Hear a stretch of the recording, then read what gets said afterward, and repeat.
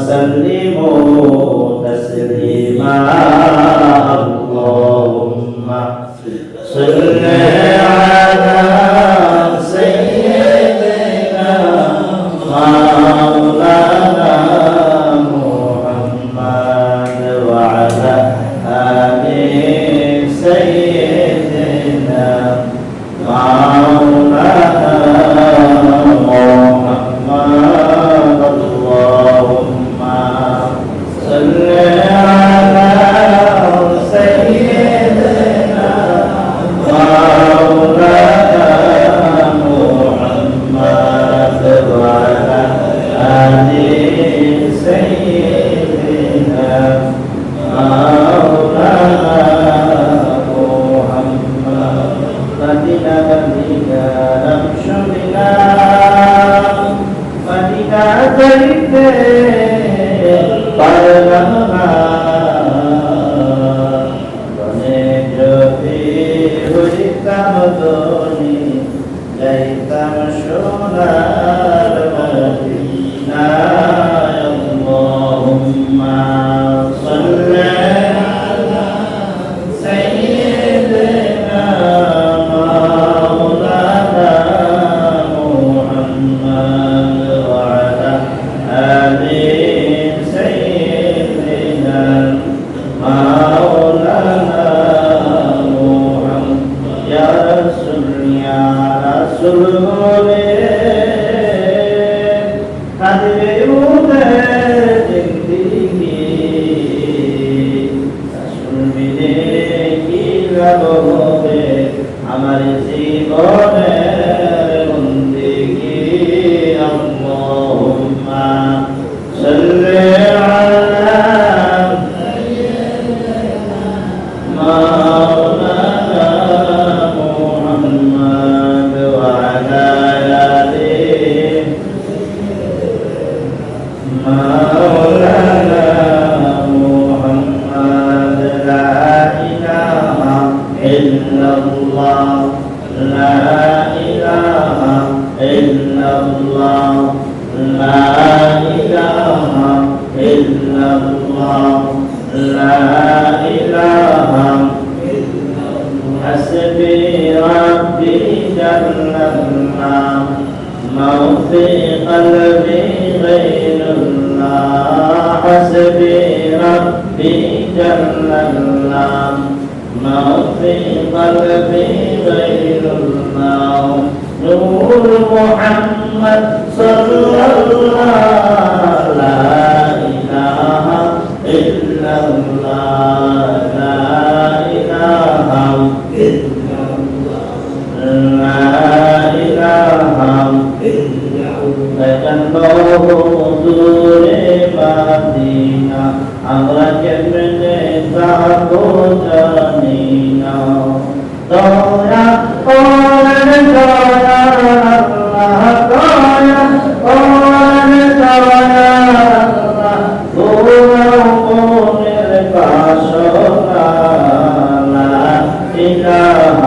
illallah la ilaha illallah la ilaha la ilaha illallah la ilaha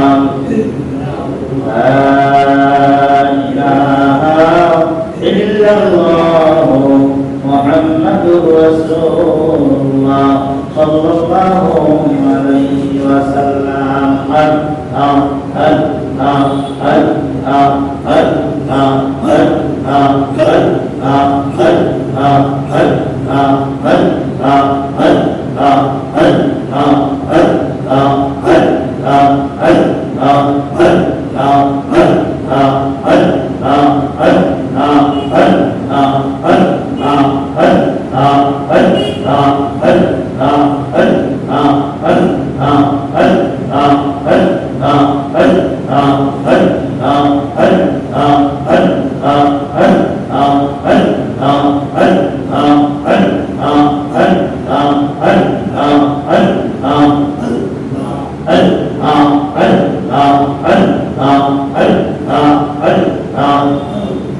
Assalamualaikum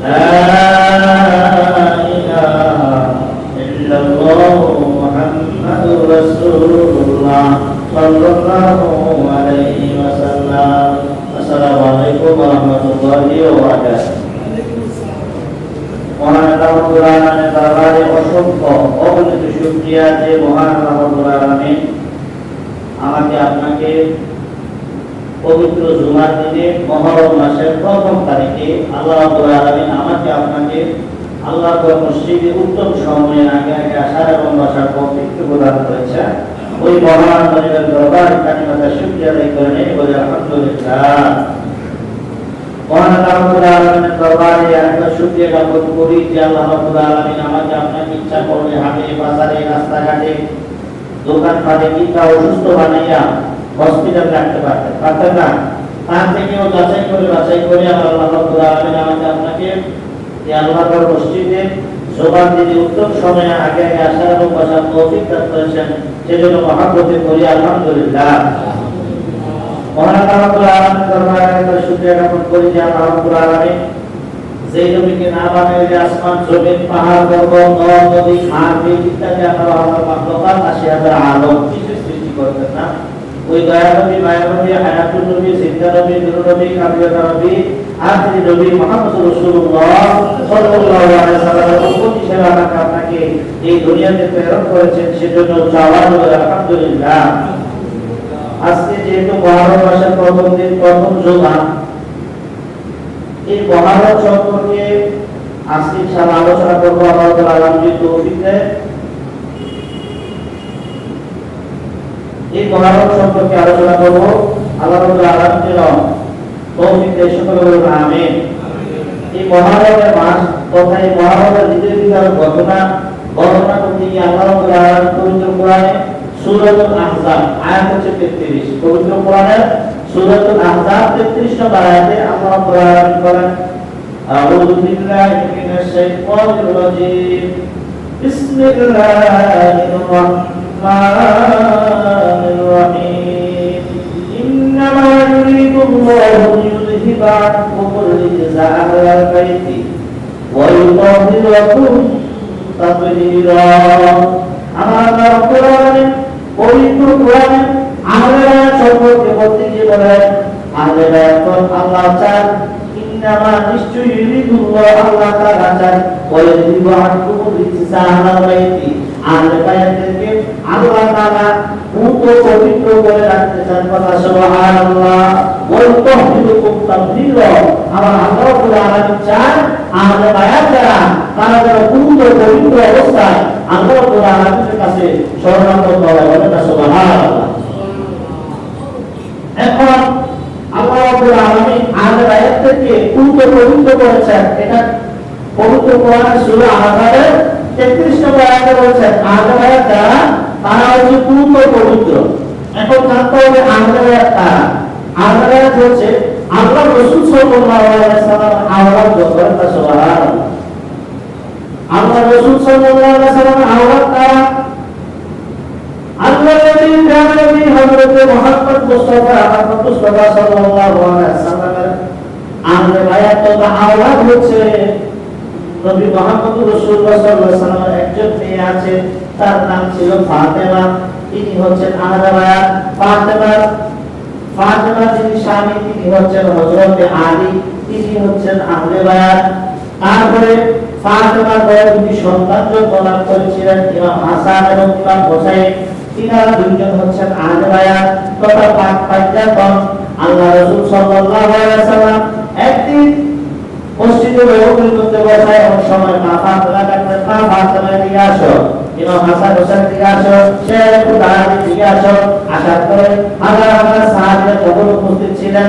আল্লাহ নবী রাহমাতুল্লাহ আলাইহি নবী চাদরের ভিতরে তাদেরকে দিলেন এবং সাহাবীদেরকে বললেন, ও সাহাবীরা, তাকে দেখো যে ফাতেমা আমার চাদরের নিচে আছে, যে আলী আমার চাদরের নিচে আছে, যে ইমাম হাসান, যে ইমাম হুসাইন আমার চাদরের নিচে আছে, তারা হচ্ছেন আহলে বায়াত। বলেন সুবহানাল্লাহ। আল্লাহকে পেতে হলে যেমন রাসূলের ভালোবাসা লাগে, আমি রাসূলকে কেউ যদি ভালোবাসে তাহলে আহলে বায়াতের প্রেম মহব্বত ভালোবাসা লাগবে। বলেন সুবহানাল্লাহ। আল্লাহ নবী রাহমাতুল্লাহ আলাইহি নবী ডেকে বলেন, ও সাহাবীরা, তোমরা আমাকে যেভাবে ভালোবাসতা, আমার মৃত্যুর পরে আমার আহলে বায়াত ইমাম হাসান হোসেন বা ফাতেমা শেখ আলী, এই তারা এই চারজন রয়েছে, আমি সব পাঁচজনের পাঁচজন জানলাম, এই পাঁচজন জানলাম তো আহলে বায়াতকে ভালোবাসলাম। আল্লাহ নবী রাহমাতুল লিল আলামিন যখন পর্দা নিলেন, পর্দা নেওয়ার পরে এই গোটা আরব উপত্যকা তথা নগরে মদিনা শরীফ সহ এই টোটাল আরব উপত্যকা এক আধিপত্য এবং এক দায়িত্ব ছিল ওই সময় মুহাম্মদ রাসূলুল্লাহ সাল্লাল্লাহু আলাইহি ওয়াসাল্লাম ছিলেন নেতৃত্বে। রাসূল সাল্লাল্লাহু আলাইহি ওয়াসাল্লাম পর্দা নেওয়ার পরে হযরত আবু বকর সিদ্দিক রাদিয়াল্লাহু তাআলা আনহুকে ওই খেলাফতের দায়িত্ব দেওয়া হয়, তথা রাসূলুল্লাহ সাল্লাল্লাহু আলাইহি ওয়াসাল্লাম যেভাবে রাষ্ট্র পরিচালনা করতেন ঠিক ওইভাবে রাষ্ট্র পরিচালনা করবেন আবু বকর সিদ্দিক রাদিয়াল্লাহু তাআলা আনহু। আবু বকর সিদ্দিক রাদিয়াল্লাহু তাআলা আনহু উফাত নেওয়ার পরে, পর্দা নেওয়ার পরে খেলাফতের দায়িত্ব তথা আরব উপত্যকা পরিচালনা করার দায়িত্ব, কাবার দায়িত্ব, মদিনা শরীফের দায়িত্ব, সকল দায়িত্ব অর্পিত হলো হযরত ওমর ফারুক রাদিয়াল্লাহু তাআলা আনহুর হাতে। হযরত ওমর ফারুক রাদিয়াল্লাহু তাআলা আনহু তিনি যখন পর্দা নিলেন, পর্দা নেওয়ার পরে হযরত উসমান জিন্নুরাইন রাদিয়াল্লাহু তাআলা আনহুর কাছে এই খেলাফতের দায়িত্ব তথা আরব উপত্যকার দায়িত্ব আসলো, রাজত্ব আসলো। হযরত উসমান জিন্নুরাইন রাদিয়াল্লাহু তাআলা আনহু যখন পর্দা নিলেন, পর্দা নেওয়ার পরে তিনাকে শাহাদাত করা হয়েছে, তিনি যখন শহীদ হয়ে গেলেন, তারপরে হযরত শের খোদা আলী পাক জাতবে যিনি একজন যিনি আহলে রাসূল বলে গেছেন, ওই আলী রাদিয়াল্লাহু তাআলা ক্ষমতার মসনদে বসলেন। হযরত আলী রাদিয়াল্লাহু তাআলা ওকে আমার কিছু নামধারী মুসলমান কাফের মুশরিক বেঈমান ষড়যন্ত্র করে তিনাকে যখন হত্যা করে দিলেন, তিনি যখন শাহাদাত বরণ করলেন, তারপরে ওনার এই চেয়ার বিশিষ্ট তথা আরব উপত্যকার ক্ষমতা বার এসে যায় হযরত ইমাম হাসান রাদিয়াল্লাহু তাআলা আনহু। ইমাম হাসান রাদিয়াল্লাহু তাআলা আনহু হচ্ছেন হযরত মা ফাতেমার ছেলে, হযরত আলীর ছেলে তথা নবীজির দৌহিত্র, নবীজির কলিজার টুকরা নাতি, কথা সুবহানাল্লাহ। হযরত ইমাম হাসান রাদিয়াল্লাহু তাআলা আনহু যখন ক্ষমতা পরিচালনা শুরু করলেন, কিছুদিন পর ষড়যন্ত্র করে যখন ইমাম হাসান রাদিয়াল্লাহু তাআলা আনহুকে বিষের পেয়ালা পান করাইলেন তথা দুধের মধ্যে বিষ মিশাইয়া ওই ইমাম হাসান রাদিয়াল্লাহু তাআলা আনহু যখন খাইতে পারলেন, তিনি খাইলেন।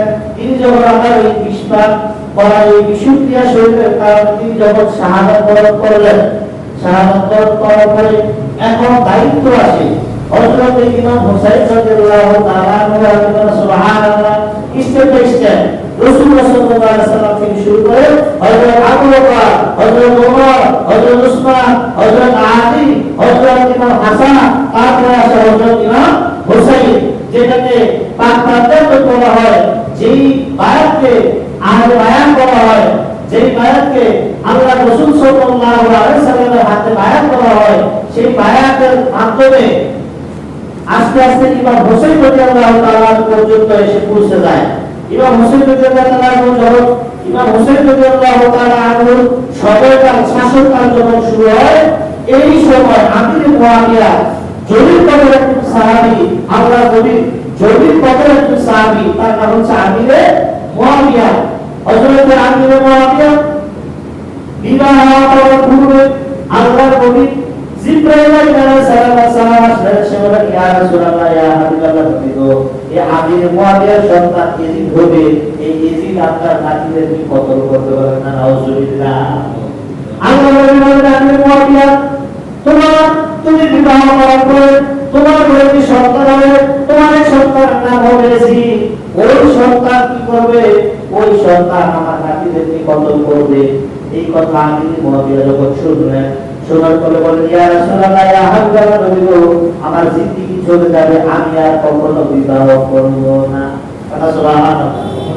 ইয়া রাসূলুল্লাহ, ইয়া হাবিবাল্লাহ, নবী গো, আপনার কলিজার টুকরাকে কবুল করে আমার ছেলে, তাইলে আমি আর বিবাহই করব না। এই কথা বলে তিনি প্রতিজ্ঞা করে প্রায় 70-72 বছর তিনার বয়স হয়ে গেছে, তিনি আর বিবাহ করে না। তিনি কি করে বিবাহ করে না? আল্লাহ নবী রহমাতুল্লাহ আলাইহি বলে এই আমির মুআবিয়া তুমি বিবাহ করো, কারণ বিবাহ করাও একটা ফরজ কাজ, ইবাদত। তুমি এই ইবাদত কিভাবে বঞ্চিত হইলা? তো আমির মুআবিয়া ভাবলেন যেহেতু আমার বয়স বেশি হয়ে গেছে, এমন কি একটা মাথা কাছে চলবে না সারা বোঝা, তাই হোক আমার তো অন্তরকে ফরজটা আদায় করতে হবে। যাই হোক আমির মুআবিয়া বিবাহ করলেন, বিবাহ করার পরে প্রথম পুত্র সন্তান হইলেন, আর তার নাম হইল ইয়াজিদ। তার নাম কি? ইয়াজিদ। এখন ইয়াজিদ যখন আস্তে আস্তে বড় হতে লাগলেন, ইমাম হুসাইনও বড় হতে লাগলেন। হয়তো একটা সময় আলী রাদিয়াল্লাহু আনহু যখন রাজত্ব হারালেন, ইমাম হাসান যখন রাজত্ব নিলেন, তখন রাজত্বের ডাকাডাকি দিয়ে এই সাহাবীদের মধ্যে একটা মতভেদ সৃষ্টি হয়। কেউ বলে আমির মুআবিয়া হচ্ছে দলিলগত সাহাবী, 10 জন জান্নাতের সাহাবীদের ভিতরে একজন হচ্ছে আমির মুআবিয়া। তো তিনি ওই স্থলাভিষিক্ত এই চেয়ারের মালিক আমির মুআবিয়া হলো।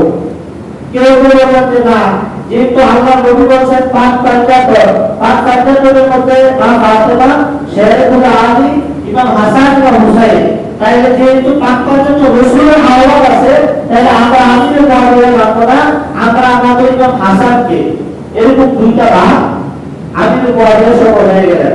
হয়ে যাওয়ার পরে আমির মুআবিয়া বললেন ঠিক আছে, ইমাম হাসান রাজত্ব গ্রহণ করবে, আর যারা যারা তোমরা ইমাম হাসানকে মানো না, আমি নিজেই তো ইমাম হাসানের হায়াতে বায়াত রাসূল গ্রহণ করে ফেলছি। বলেন না সুবহানাল্লাহ। ইমাম যারা আমির মুআবিয়ার পক্ষে গিয়েছিল তারা সকলে নতশির হয়ে ইমাম হুসাইন, ইমাম হাসান রাদিয়াল্লাহু তাআলার কাছে কি করে? আমার বায়াত রাসূল গ্রহণ করেন। যখন ইমাম হাসান রাদিয়াল্লাহু তাআলা শাহাদাত বরণ করেন, শাহাদাত বরণ করার পূর্বে ইমাম হুসাইন রাদিয়াল্লাহু তাআলাকে খেলাফতনামা দিয়ে যায় যে যখন তার শরীরে বিশুদ্ধি শুরু হয়ে যায়, তখন সে বুঝতে পারে যে সে দুনিয়া তার থাকবে না, তাকে বিশেষ আলাদা করা হয়েছে। তখন ইমাম হুসাইন রাদিয়াল্লাহু তাআলাকে লিখিত খেলাফত দেওয়া যায় যে আমার মৃত্যুর পরে আমার এই চেয়ারে তথা আরব শাসক করবে হচ্ছে ইমাম হুসাইন। ইমাম হুসাইন রাদিয়াল্লাহু তাআলা যখন খেলাফতে বসে, তখন আমির মুআবিয়ার ছেলে ইয়াজিদ, আব্দুল্লাহ ইবনে ইয়াজিদ, এই ইয়াজিদ তিনিও কি করেন? তিনি বলেন যে যে সাহাবীরা আমার বাবাকে মাত্র একজন রাসূল শাহাদাত বরণ করেন, হযরত আবু বকর শাহাদাত বরণ করেন, ওমর শাহাদাত, ওসমান শাহাদাত, আলী শাহাদাত বরণ করার পরে যখন ইমাম হাসান রাদিয়াল্লাহু তাআলা খেলাফত আসে, তখন আমির মুআবিয়া দুনিয়া থেকে পর্দা দিয়ে যান। আমির মুআবিয়া যখন পর্দা দিয়ে যান, পর্দা দিয়ে যাওয়ার পূর্বে বললেন ইয়াজিদ, আমার মোহাম্মদ নবী কিন্তু বলে গেছে তোমার হাতে আমার নবীজির আদরের নাতি শাহাদাত বরণ করবে, ভুলে গেলে এই কাজটা তুমি করিও না, তাহলে তুমি হয়ে যাবে জাহান্নামী। আমি কিন্তু চির রাসূলের কাছে চিরঋণী হয়ে থাকো, আসলে কথা কিন্তু তোমার কারণে আমি মুখ দেখাতে পারবো, তুমি কিন্তু ক্ষমতার ভোগ দেখাইও না। ইমাম হাসানের পরে ইমাম হুসাইন যখন ক্ষমতা আসে, তুমি কিন্তু তার হাতে বায়াত রাসূল গ্রহণ করিল। কিন্তু ওই যে সাহাবী আরো কিছু লোকজন আছে, তাদের প্রশিক্ষণ ষড়যন্ত্র করতে করতে এক পর্যায়ে ইয়াজিদকে প্রলোভন দেখায়, ইয়াজিদ আরো সবাইকে মুসলিম সবাইকে রাজি করালো যে তোমরা আমার হাতে বায়াত রাসূল গ্রহণ করবা, তার হাতে আমি ইয়াজিদের কাছে তোমরা বায়াত দিবা, বায়াত করে তোমরা আমার অনুসরণ করো, অনুকরণ করো, আমি যে নেতৃত্ব দিব সেই নেতৃত্বই তোমরা কি করবা? মানিয়ে চলবা। এখন ওই সময় এই মুসলমানদের মধ্যে দুইটা ভাগ হয়ে যায়, একটা ভাগ ইমাম হুসাইন রাদিয়াল্লাহু তাআলা আনতে পারে, একটা ভাগ ইয়াজিদকে মানে। ইয়াজিদ কি মুসলমান না মেয়ে? ইয়াজিদ মুসলমান, জলিল কবর সাহাবী আমির মুআবিয়ার ছেলে। ইয়াজিদ কি মুসলমান না? নিঃসন্দেহে মুসলমান। ইয়াজিদ পাঁচ ওয়াক্ত নামাজ পড়তো, তার মধ্যে দাড়ি ছিল, তার মাথায় পাগড়ি ছিল, সে জুমার খুতবা দিত, সে সকল কিছু করত এবং রাজত্বভার রাষ্ট্রত্ব কায়েম করার একটা প্রচেষ্টা ইমাম হোসেন থেকে নেওয়ার চেষ্টা। যখন মুসলমানদের মধ্যে দুটা ভাগ হয়ে গেল, ভাগ হয়ে যাওয়ার পরে ইমাম হোসেন রাদিয়াল্লাহু তাআলা আনহু মদিনা শরীফে তখন অবস্থান করতেছে। মদিনা শরীফে অবস্থান করা অবস্থায় ইমাম হোসেন রাদিয়াল্লাহু তাআলা আনহুর কাছে 60 হিজরিতে, কত হিজরিতে? 60 হিজরি। এখন হিজরি সন হলো 1447, এখন সন হলো 1447। 60 হিজরিতে সর্বপ্রথম একটা চিঠি আসলো ইরাক, কোথা থেকে? ইরাক, এটা কিন্তু মক্কা বা মদিনা না, এটা কিন্তু মক্কা মদিনা থেকে আলাদা একটা দেশ, নাম হচ্ছে ইরাক। ওই ইরাক থেকে প্রথম একটা চিঠি আসে সাহেব হিজরিতে, যে ইমাম হোসেন, আমরা হাজার হাজার লক্ষ লক্ষ মুসলমান আছি যারা আমরা এদিককে মানি না, যারা আমরা এদিককে নেতা হিসেবে আমরা মানবো না, আপনাকে ইমাম হিসেবে নেতা হিসেবে আমরা মানবো। তবে আমাদের আগে কোনো ইমাম নাই, কোনো নেতা নাই, আমাদের কাছে কোনো ইমাম নাই, কোনো নেতা নাই।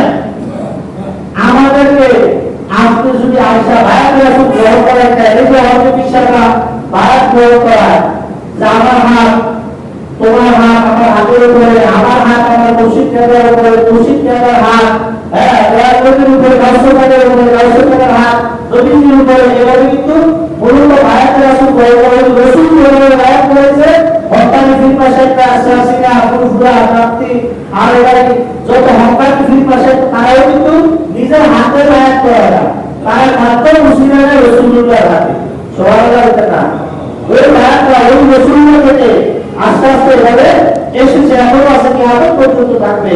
তো ইমাম হোসেন রাদিয়াল্লাহু তাআলা আনহু যখন এই চিঠি পাইলেন, একটা চিঠি পাইলেন, পাওয়ার পর 3 দিনের ভিতরে, 5 দিনের ভিতরে 4,500 চিঠি, কত চিঠি, সবগুলো ইরাক থেকে আসে, সবগুলো একজনে লেখছে না, বিভিন্ন জন কি করছে লেখছে। 3 দিনের ভিতরে আসে উচ্চ 4,500 চিঠি রাসূলুল্লাহ একজন করে ইমাম হোসেন রাদিয়াল্লাহু তাআলার কাছে চিঠি আসার পরে, তখন আরো বড় বড় আমাদের বড় বড় নবীজির কাছে সাহাবীরা জীবিত ছিল, তাদের কাছে পরামর্শ জন্য গেল, ও দাদা হযরত আব্বাস রাদিয়াল্লাহু আনহু ছিল নবীজির চাচাতো ভাই, তিনার কাছে গেলেন ইমাম হোসেন, এ বললেন দাদা, নানা থাকতে তো যাচ্ছে, নানা কেমন খবর আসছে, এখন এজিদ আবির বলের ছেলে, সে এত রাজত্ব দাবি করতেছে, কিন্তু রাজত্ব তো নানা আমাদের কাছে দিয়ে গেছে, কারণ আমাদেরকে নানা জীবিত থাকতে বলছেন,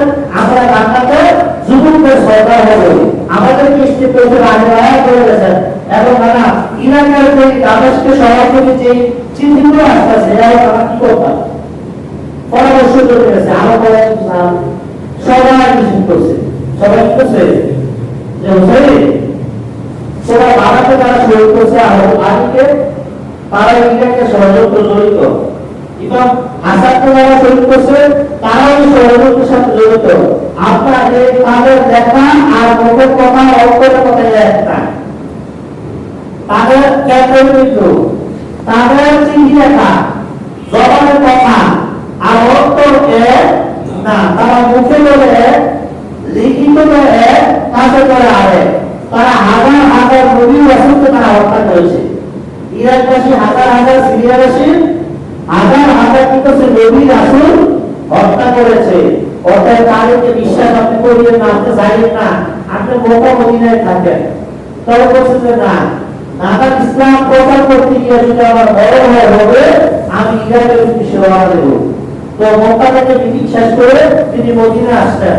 মদিনা এসে রাসূলুল্লাহ সাল্লাল্লাহু আলাইহি ওয়াসাল্লামের কদম মোবারকের কাছে এসে বলেন, না আমি আপনার দ্বীন ইসলাম প্রতিষ্ঠার জন্য, আপনার বায়াত রাসূল তাদেরকে গ্রহণ করার জন্য আমি এখন মক্কা ছিলাম, মক্কা থেকে আপনার কাছে আসছি, আপনার কাছ থেকে এখন আমি ইরাকের উদ্দেশ্যে রওনা দিচ্ছি, আমাকে শেষ বিদায় দেন। যদি দায়িত্ব থাকে আমার কাছে সালাম জানাবো, যদি শাহাদাত গ্রহণ করি মারা যায় তাহলে না, শেষ বিদায় দেন আমার কাছ থেকে। ইমাম হুসাইন রাদিয়াল্লাহু তাআলা সব বললেন, তার পরিবারের সদস্য সংখ্যা ছিল 82 জন। কত জন? কত জন? 82 জন সদস্য সংখ্যা নিয়ে তিনি কি করলেন, ইরাকের উদ্দেশ্যে রওনা দিলেন। যখন খবর পৌঁছাইল, রাষ্ট্রীয় দূত যখন তথ্য পাঠাইল এজিদের কাছে যে ইমাম হুসাইন 82 জন সদস্য নিয়ে তৈরি আছে, ইরাক যাইতেছে, আপনার রাজত্ব সে মানে না, সে নিজে নবীর আগে বায়াত দাবি করে, আগে বায়াত হিসাবে সে কি করবে, বায়াত রাসূল গ্রহণ করার ইরাকবাসী কুফারবাসী। এই খবর পাওয়ার পরে এজিদ তিনি ষড়যন্ত্র শুরু করলেন। ষড়যন্ত্র করতে করতে 60,000 সৈন্য, 22,000 সৈন্য, কত হয় 22,000 সৈন্য তারা সবাই মুসলমান। তারা সবাই কি তারা সবাই কি তাদের মুখে দাড়ি, মাথায় পাগড়ি, হাতে তসবিহ তাদের আছে, 5 ওয়াক্ত নামাজ তাদের আছে। বাইশারা সূত্র নিযুক্ত করলেন, বললেন যে তাকে ইরাক যাওয়া আটকাও। তাহলে কোথায় যাওয়া আটকাও? ইরাকের হাজার হাজার লক্ষ লক্ষ মানুষ তাদের রায় দিবে, ওদের ইংল্যান্ডের ইমাম হিসাবে মানবে, এসিকে মানবে না। এই জন্য আটকানোর জন্য বলছেন 22,000 সৈন্যকে রেডি করছে, কত 7,000 সৈন্য পাঠাইছে, মানে বলছে তারা আটকাও। তো এই জন্য ইমাম হোসেন বলছে যে না, আমরা যদি শাহাদাত হয়, আমরা যদি মেরে ফেলো, তাহলে আমি কি করবো না, ওই ইরাক যাওয়া বন্ধ করবো না। আমি ওখানে যাবো, ভাইয়া মানুষকে আমার রসুলের নানাজির যে আগে বাড়া তোমরা নদীর প্রেম আমি শিক্ষা দেবো, ওখানে আমি তাদেরকে রায়ত রসুল গ্রহণ করাইবো। তারা ব্যক্ত হয়, শাহাদাতের সাথে কি হয়? ব্যক্ত হয়। ব্যক্ত হওয়ার পরে পরবর্তীতে আরম্ভ করা কথাটা 15,000 সৈন্য আমার খানায়। কিন্তু যখন এই বোকা থেকে তাদেরকে পাঠানো শুরু করে, তখন ইমাম হোসেন যাইতে যাইতে ইরাক পর্যন্ত পৌঁছায় যায়। তারাও আস্তে আস্তে আগে তো ঘোড়া এগুলো কি করতো, কাফেলা সফর করতো। তো তারা আস্তে আস্তে এই পর্যায়ে কি হয়ে গেছে, ওই যে কারবার তারপর ফুরত নদীর পার চলে আসছে। তো লোকদেরকে যখন জিজ্ঞেস করে ওই জায়গাটা কোন জায়গায়, ওই তো ফুরত নদীর পার, এই জায়গাটার নাম কি কয়? কারবালার ময়দান। কি কয়? কারবালার ময়দান। তো ইমাম হোসেন আগেই জানতেন, ছোটবেলায় জানতেন। তারা বলে গেছেন যে তোমাকে ফুরত নদীর পার কারবালার মাত্র তোমাকে সীমার নামে একজন ব্যক্তি তোমাকে জয় করে হত্যা করবে। সুবহানাল্লাহ। এখন আমরা যদি বলে যে শাহবাগ বিদ্যুৎ উপরে গেলে আমরা মেনে নেব, আমি যাবো, আপনারা একজন আমার থাকতেন না, ঠিক না? জানিব তো তারপর রাসূল সাল্লাল্লাহু আলাইহি সাল্লাম তিনি ইরাকের যখন কারবালার প্রান্তরে গেলেন, যাওয়ার পরে যখন জিজ্ঞেস করলেন যে এই ময়দানটার নাম কি, বালু কাটার নাম কি, বলে এটা তো কারবালা মাঠ। এই নদীটার নাম কি? বলে ফুরত নদী। তাই আমার নানা তো এই নদীর কথাই বলছিল, আমার নানাই তো এই মাঠের কথাই বলছিল। তোমরা সবাই ঘোড়া থেকে নামো, ওর থেকে নামো, এখানে নামো, আমরা সবাই এখানে আসতে আমরা অবস্থান করবো। বলে না সুবহানাল্লাহ। তো 7,000 সৈন্য তাদের সাথে ছিল, তাদেরকে মানে ঘাট দিয়া, যেহেতু রাষ্ট্রীয় একজন অতিথি, যদিও ষড়যন্ত্র আছে, কিন্তু এই সরকার কিন্তু ইমাম হোসেনকেও মানে আবার এজিদকেও মানে, যদিও এজিদের বদলে তারা আসছে, কিন্তু ওই ওয়ারা সামনে হত্যা করতে পারে না। তো সাথে সাথে আস্তে আস্তে কারবালা ময়দানে যখন আসলেন, তারা রাস্তাঘাটে কাবু করলেন, 7,000 সৈন্য তাদেরকে ঘিরে ফেললেন। পরবর্তীতে আবার 15,000 সৈন্য আসলেন, আইসে কারবালা প্রান্তরে কি করলেন, তাদেরকে 22,000 সৈন্য ঘেরাও করে ফেললেন।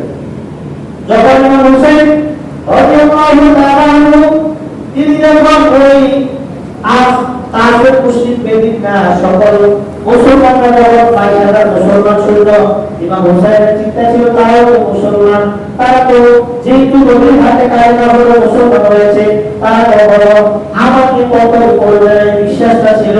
আমার নানাজি বলেছে আমি আজ শহীদ হবো, এই বিশ্বাসটাও ছিল। ঢাকার পরে যখন তাবু করলেন, 22,000 সৈন্য যখন কি করলেন, তাকে ঘেরাও করলেন। ঘেরাও করার পরে এজিদের কাছে খবর পেল যে ওই এজিদ চিঠি পাঠাইলো, সেনাপ্রধান চিঠি পাঠাইলো যে এজিদ আঘাত দেয় ইমাম হোসেনকে কারবালার প্রান্তরে ঘেরাও করে দিচ্ছি।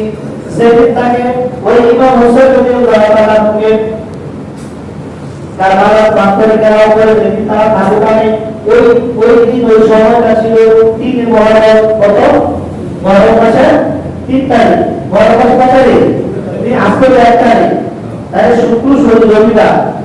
ওই 3 তারিখ মুহররম মাসের 3 তারিখে তিনি কি করলেন, তারা এভাবে ঘেরাও করলেন।